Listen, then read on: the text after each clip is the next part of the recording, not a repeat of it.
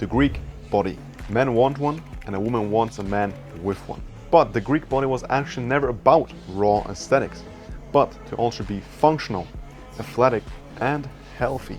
So in this video, I'll talk about the 5 absolute best exercises for achieving the Greek physique that basically will give you 75% of the results.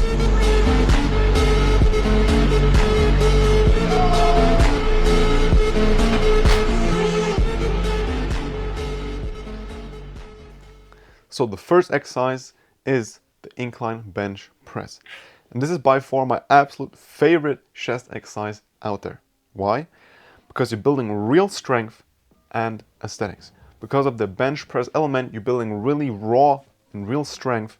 And because the bench is inclined, you build more the upper chest, which is seen as more aesthetic. Some other positives are that because of the inclined bench, it puts less pressure on your shoulders, which means less injury risk.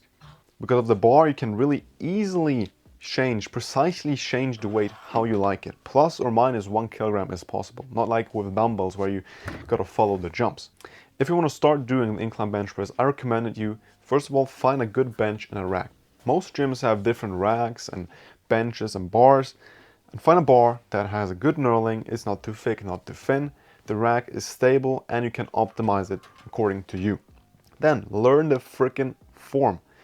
If you don't know, check out the first link in the description. I made a tutorial about it. The first form will make it so much more fun for you when you're doing the bench press.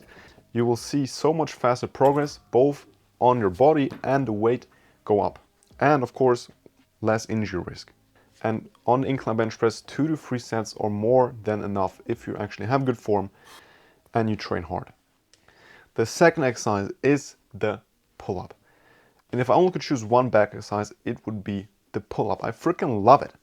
It builds real strength according to your body weight, and it builds the V-taper. The V-taper, your lats. It gives you incredible aesthetics. It's also super fun, and you can, after a while, you can learn new skills. For example, muscle ups, front levers. I'm not that far, but you can learn all these cool things. It's also easy to overload. You got a ton of different variations, different reps, archer pull-ups, super slow ones, muscle ups, but you can also just buy a weighted belt, put weight around your waist and start adding weight that way. And you can also add 1 kilogram, really precise, because you have that freedom of deciding how much weight you want yourself. If you want to start doing pull-ups, I recommend, once again, find a good bar, a good rack or a good bar that isn't too thick, so you barely can grip onto it, not too thin that it hurts, and also tall enough so you can hang without your feet dangling or hitting anything else. Then, one tip is that you really try to get as good grip as possible. Get the thumb around the bar. Drive your knuckles up to the ceiling, which will give you more strength in your wrist and your forearm, which can really add 1 or 2 reps if you do it right. Then, don't sleep on shock. Both liquid and normal shock work perfectly fine, but it will basically take away your sweat and give you so much better grip. If I'm going to the gym and I see I forgot shock, I'm going home and getting it. It's that important. If you're totally new and you cannot do that many reps, do 4 sets. If you can do a few reps, do 2 to 3 sets. And if you're doing weighted pull-ups, I would recommend 2 sets only. For the third exercise, we'll choose sprinting. And it is amazing for athleticism, how agile you are. It builds explosive legs, builds your VO2 max, basically how much air your lungs and heart can convert. And it's really simple and fun to just add 1 sprinting session a week into your plan. I would begin with 5 intervals that are between 100 meters to 50 meters the distance. And between each interval, you have 1 minute rest.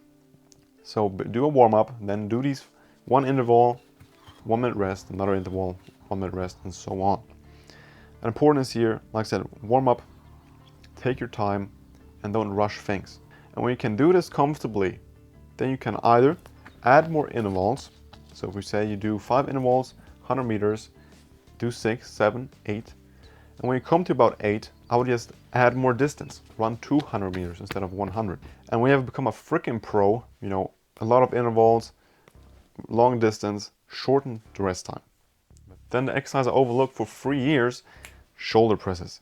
Like I said, I didn't do this for 3 years because I thought that it was wasting my time. And then I started doing them 1.5 years ago, and my physique, yes, started to blow up. I looked so much better. The V-taper, just the aesthetic looked so much better.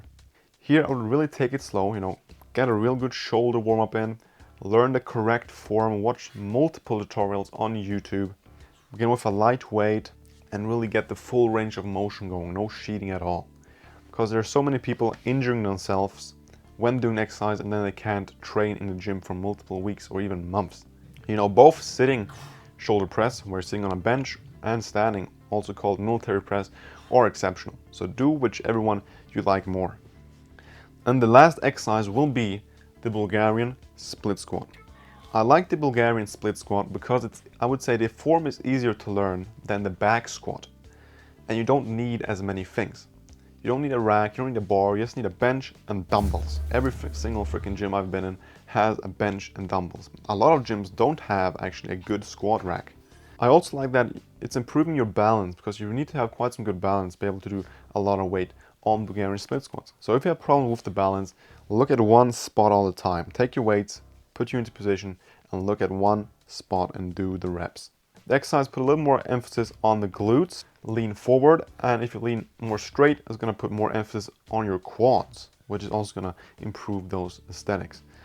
Like the back squats, it builds a really solid, strong, and big legs, so you don't got to worry about that.